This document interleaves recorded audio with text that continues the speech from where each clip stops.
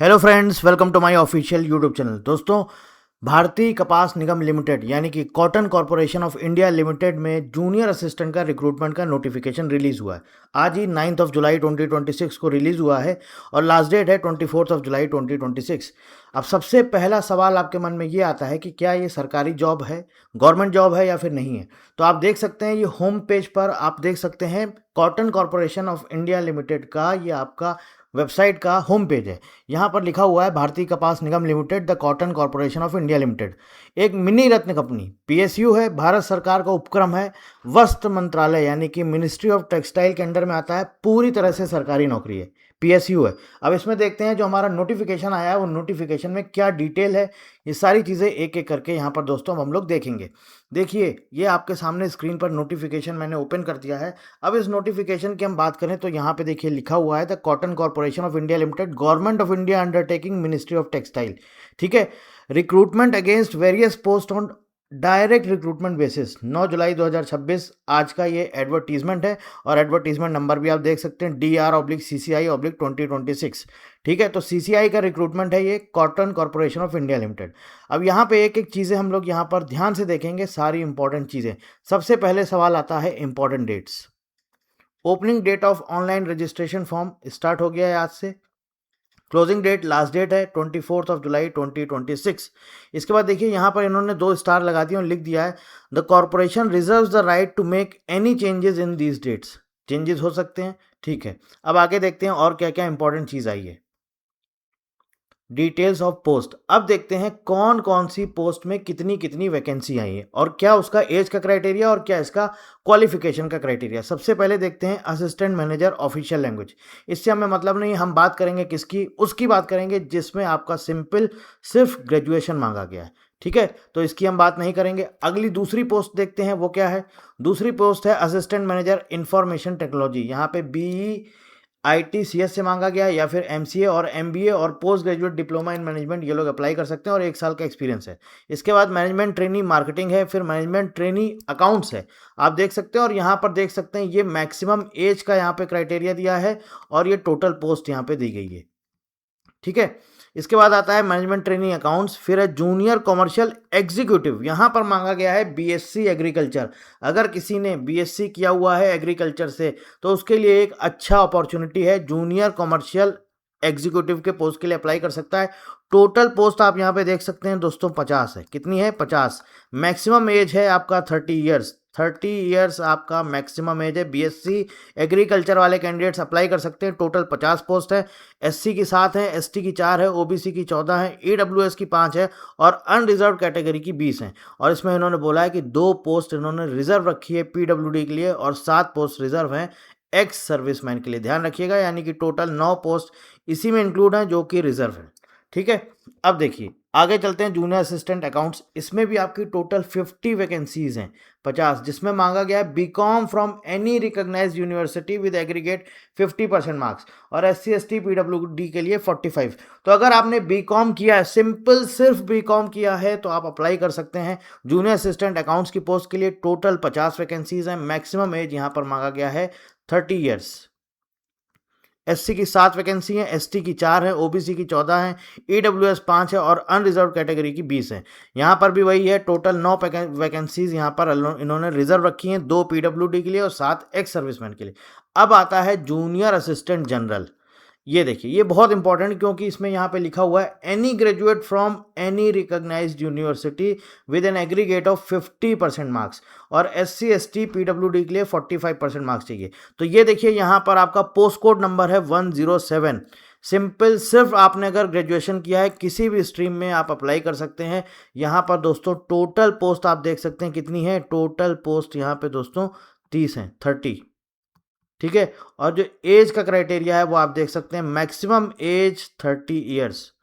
Graduation किया है, अभी 30 साल एज नहीं हुई है तो आप अप्लाई कर सकते हैं अगर आप इंटरेस्टेड हैं तो, और एलिजिबिलिटी क्राइटेरिया फुलफिल करते हैं। मोस्ट प्रॉब्ली कर ही रहे होंगे अगर आपने ग्रेजुएट किया है, 30 साल से कम है। अब यहाँ पे देखिए टोटल वैकेंसीज दी गई हैं। 29 वैकेंसीज में से 30 जो वैकेंसी इसमें एक एसटी की है, 29 में से फिर देखिए अलग अलग इन्होंने यहाँ पे बाइफरकेट कर दिया। एससी की 5 है, एसटी की 2 है, ओबीसी की 8 है, ईडब्ल्यूएस की 3 है, अनरिजर्व की 1 है, जिसमें से यहाँ देख सकते हैं सॉरी अनरिजर्व की टोटल यहाँ पर 11 वैकेंसीज है। अनरिजर्व यानी कि जनरल कैटेगरी की 11 है, ईडब्ल्यूएस 3 है, ओबीसी 8 है, एसटी 2 है, एससी 5 है। और यहाँ पर आप देख सकते हैं out of total post 1 post is reserve for PWD और 4 यानी कि टोटल 5 पोस्ट जो है वो एक्स सर्विसमैन के लिए रिजर्व है। अब यहाँ पे आप देखिए एक बीच में इन्होंने 1 एसटी भी लिखा है। ये 1 एसटी क्या है थोड़ा सा देख लेते हैं। ये बैकलॉग वैकेंसी है, ठीक है। ये जो है हमारा ये टोटल जो है हमारा ये बैकलॉग वैकेंसी है। टोटल वैकेंसीज हमारी होती है 30। आप यहाँ पर देख सकते हैं कितनी कितनी कैटेगरी में क्या क्या वैकेंसीज हैं, ठीक है, समझ में आ गया। चलिए अब आगे देखते हैं। देखिए इन्होंने क्या बोला है, क्वालिफिकेशन एनी ग्रेजुएट के लिए इन्होंने क्या बोला है, 10+2+3 मतलब कि 10th किया हो, फिर 11th-12th किया हो, उसके बाद आपने ग्रेजुएशन किया हो। ध्यान रखिएगा 10+2+3, क्योंकि यहाँ पर कई बार डिप्लोमा वाले कैंडिडेट्स ऐसे होते हैं जो वो भी बोल देते हैं, तो मैंने भी किया हुआ है, मैं भी अप्लाई कर सकता हूँ। 10th के बाद किसी ने ITI किया है तो वो नहीं चलेगा। यहाँ देख लीजिए क्या है, 10+2+3 यही पैटर्न फॉलो होगा तो ही आप इसके लिए एलिजिबल हैं। ध्यान रखिएगा 10+2+3 साल का आपका ग्रेजुएशन होना चाहिए, ठीक है। इसके बाद आगे चलते हैं दोस्तों। देखिए अब और क्या क्या इंपॉर्टेंट चीज़ें हैं वो देख लेते हैं। फिजिकल रिक्वायरमेंट्स वगैरह इसकी अभी कोई ज़रूरत नहीं है। अब हम देखते हैं इसका क्या, इसका एजुकेशन क्या बोलते हैं, एग्जामिनेशन पैटर्न और साथ ही साथ इसका सिलेबस क्या है, एक बार वो भी देख लेते हैं। अच्छा हाँ, पे स्केल की बात कर लेते हैं दोस्तों, सैलरी की बात कर लेते हैं। सैलरी की बात करते हैं तो देखिए यहाँ पर junior assistant general, junior assistant की जो भी पोस्ट हैं, junior commercial executive, junior assistant accounts और जूनियर असिस्टेंट जनरल, ये देखिए यहाँ पर आपका IDA चलता है, इंडस्ट्रियल डियरनेस अलाउंस होता है। जो भी PSUs वगैरह होती हैं इसमें DA नहीं होता, ये इंडस्ट्रियल डियरनेस अलाउंस होता है और ये हर 3 महीने में रिवाइज होता है, हर 3 महीने में क्वार्टरली रिवाइज होता है। तो बेसिक पे अगर यहाँ पे देखें तो 22,000 है, ठीक है। और यहाँ पे IDA चलता है, तो अगर मैं आपको सारा कैलकुलेशन करूँ तो ऑलमोस्ट आप मान के चलिए ये जो आपकी सैलरी बनेगी ये लगभग लगभग आपकी सैलरी बनेगी 36,000 से लेकर के 41 और 42,000 के अराउंड इन हैंड सैलरी, 36,000 से 42,000 के आसपास। तो अगर आप सोचिए आपने ग्रेजुएशन किया हुआ है और अभी खाली घूम रहे हैं, आपके पास कुछ करने के लिए नहीं है, तो उससे बेटर है इस पोस्ट के लिए अप्लाई करिए और सिंसियरली पढ़िए अगर आप इंटरेस्टेड हैं तो।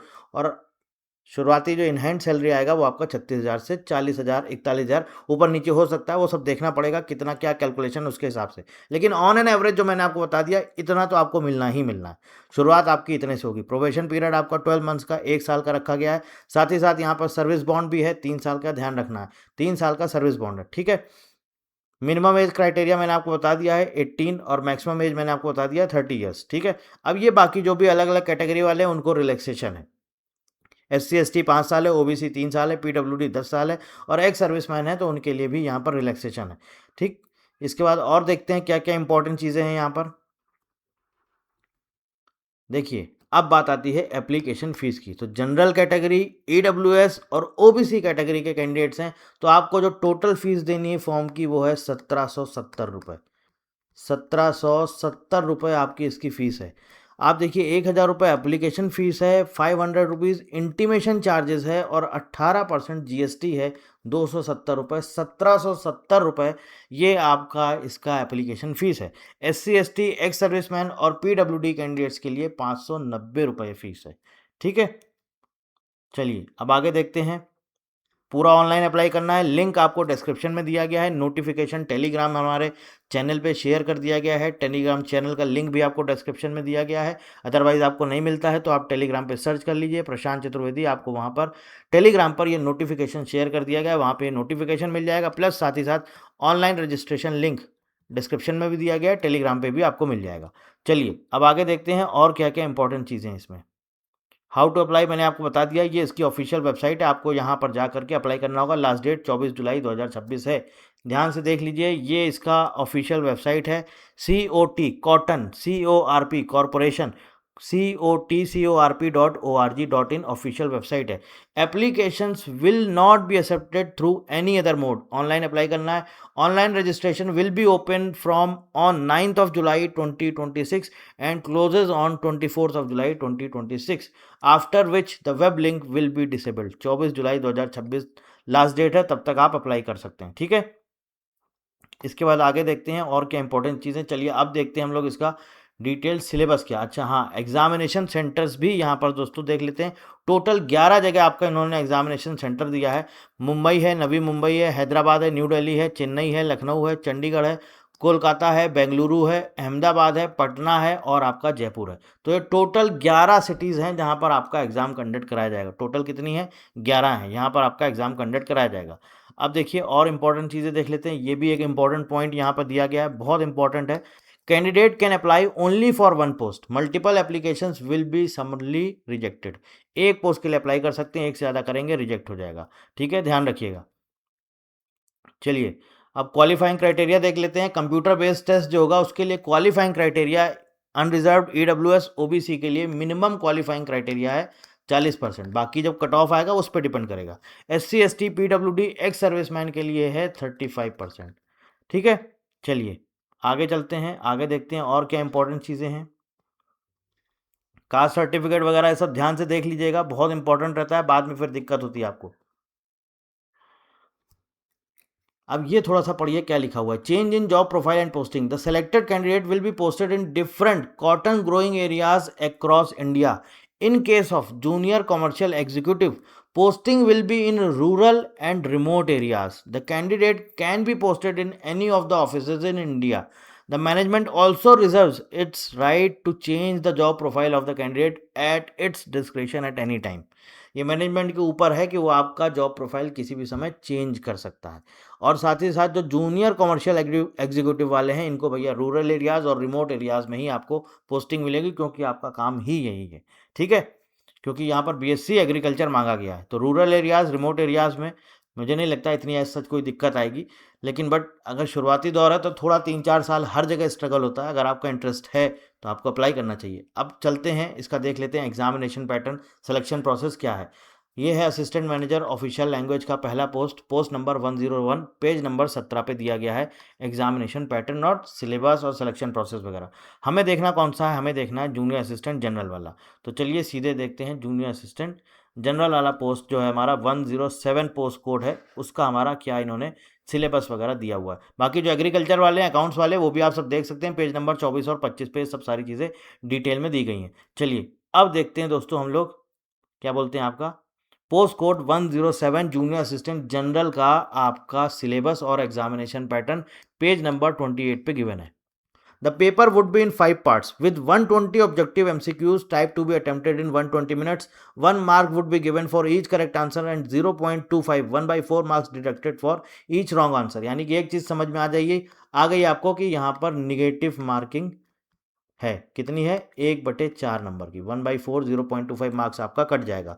120 MCQs आपके पूछे जाएंगे 120 मिनट, यानी कि 120 क्वेश्चंस होंगे आपके और 2 घंटे का 2 आवर्स का आपका पेपर होगा 120 मिनट्स का। ठीक है, 120 क्वेश्चन होंगे, एक नंबर का एक क्वेश्चन होगा, यानी कि 120 मार्क्स का आपका पूरा पूरा पेपर होगा 120 मार्क्स का। गलत करेंगे तो 1/4 कट जाएगा। अब देखिए किस किस सेक्शन के कितने यहाँ पर पार्ट्स दिए गए हैं, सेक्शन है, तो टोटल 120 हैं। अब आप देखिए 20-20 क्वेश्चन आपके आएंगे। General English unit 1 general English, इसमें आपके देखिए यहाँ पर हर क्वेश्चन का 1 नंबर है, 20 क्वेश्चन आपके आएंगे, यानी कि इंग्लिश आपकी 20 नंबर की। इसके बाद यूनिट 2 यानी कि रीजनिंग है, रीजनिंग में भी 20 क्वेश्चन आएंगे, एक एक क्वेश्चन, यानी कि 20 नंबर के आपके क्या हो गई, रीजनिंग हो गई। क्वांट्स आपकी 25 की है, आप देख सकते हैं यहाँ पर। इसके बाद देखिए आपका जनरल नॉलेज यानी कि जीके, ये भी आपका कितने नंबर का है? ये भी आपका 25 नंबर का है। तो 25 25 50 और 40 कितने होगा? 90। इसके बाद सबसे लास्ट में आपका यूनिट 5 है कंप्यूटर नॉलेज। तो कंप्यूटर नॉलेज में आपके 30 क्वेश्चन है, यानी कि 30 नंबर का आपका कंप्यूटर्स पूछा जाएगा। पूरा डिटेल सिलेबस इन्होंने यहाँ पे लिख दिया है, आप देख सकते हैं। जनरल इंग्लिश में articles, prepositions, vocabulary, reading and comprehension, synonym, jumble sentences etcetera. Reasoning का सिलेबस है, सिलॉज में कोडेड इनइक्वालिटीज है, डायरेक्शन डिस्टेंस है, ordering, ranking, blood relation, data interpretation. तो एक तरह से देख coding, decoding, deductive logic, data sufficiency, series compilation, puzzle, pattern completion. तो एक तरह से देखा जाए तो ये बैंकिंग का पैटर्न फॉलो हो रहा है। Quantitative aptitude, ratio and proportion, time and work, speed and distance, percentage, average, profit, loss and discount, probability, simple and compound. अब आप ये मत समझिएगा कि इसमें बहुत सारे टॉपिक्स ऐसे हैं जो नहीं दिए, तो आप ये सोचेंगे अरे क्वांटिटेटिव एप्टीट्यूड में सिर्फ इतना ही पढ़ना है क्या? ये आप देखिए लास्ट में इन्होंने एटसेट्रा भी हर जगह इन्होंने लगा रखा है। और ये इन्होंने सिर्फ एक समरी दे दी है कि आपको ये पढ़ना है, बट पढ़ना आपको पूरा है, ठीक है।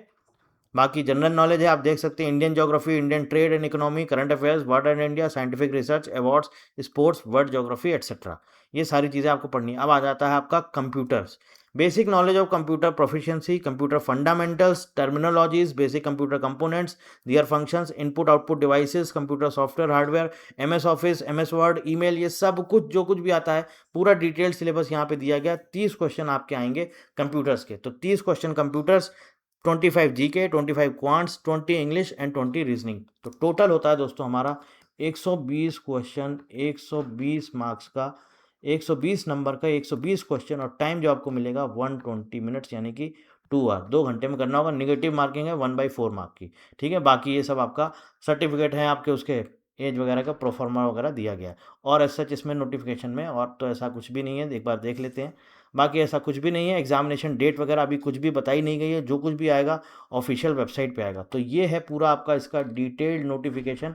नोटिफिकेशन हमने टेलीग्राम पर भी शेयर कर दिया है, डिस्क्रिप्शन में लिंक आपको दिया गया है, आप जा करके डिस्क्रिप्शन में वहाँ से ऑनलाइन लिंक पे अप्लाई कर सकते हैं डायरेक्ट। और साथ ही साथ मैं आपको फिर से बोलना चाहूँगा, अगर आप इंटरेस्टेड हैं तो एक अच्छा जॉब है, आप चाहें तो अप्लाई कर सकते हैं। मतलब क्या है कि खाली बैठे हैं, कहीं कुछ नहीं हो रहा है, तो एटलीस्ट आपको ट्राई करना चाहिए, और शुरू में 2-3 साल कहीं पर भी जॉब करिए, आपको हर जगह स्ट्रगल करना ही पड़ता, और जब तक स्ट्रगल नहीं करेंगे तब तक फिर आगे बढ़ेंगे कैसे, तो ज़रूरी है थोड़ा बहुत स्ट्रगल भी। बाकी कुछ पूछना चाहते हैं, कोई मन में सवाल है, कुछ प्रश्न है, तो वीडियो के नीचे कमेंट करके पूछ सकते हैं। अभी तक एग्जामिनेशन डेट नहीं आई है, ऑफिशियल वेबसाइट पे आ जाएगी, जब आ जाएगी आपको इन्फॉर्म कर ही दिया जाएगा। टेलीग्राम चैनल पे आपको रेगुलर अपडेट्स मिलते रहेंगे। So thank you very much and thank you for watching.